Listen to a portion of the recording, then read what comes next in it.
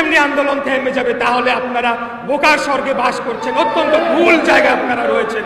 কখনো বলছে যে এখানে ত্রুটিযুক্ত রায় দেওয়া হয়েছে, কখনো বলছে এখানে যে প্লেট সেটাকে পরিবর্তন করা হয়েছে, কখনো বলছে যেটা ওনার বক্তব্যে ছিল যে আমাকে যদি এখানে মেয়র হিসেবে শপথ গ্রহণ করতে দেওয়া হয় তাহলে একটি ধর্মভিত্তিক রাজনৈতিক দল নাকি ৬,০০০ তালিকা করে রেখেছে সারা দেশের কাউন্সিলরের, এবং সেটা তাদেরকে নাকি দিতে হবে।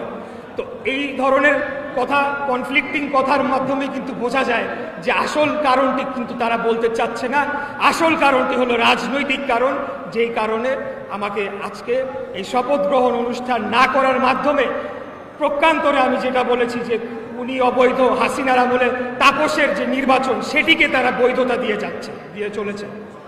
এর বাইরে আপনারা দেখেছেন আদালত, সর্বোচ্চ আদালত বলে দিয়েছে যে নির্বাচন কমিশন শপথের বিষয়ে সিদ্ধান্ত নেবে, কিন্তু আমরা দেখতে পেয়েছি এনসিপি নামক যে রাজনৈতিক দলটি নতুন তৈরি হয়েছে তার একটি বিপদগামী ক্ষুদ্র অংশ তারা নির্বাচন কমিশনের সামনে একটা মব তৈরি করে সেখানে একটা ভীতিকর পরিস্থিতি তৈরি করলো, এবং পরবর্তীতে আমরা দেখলাম যে নির্বাচন কমিশন এই বিষয়ে তারা আর কোনো সিদ্ধান্ত নিতে রাজি না।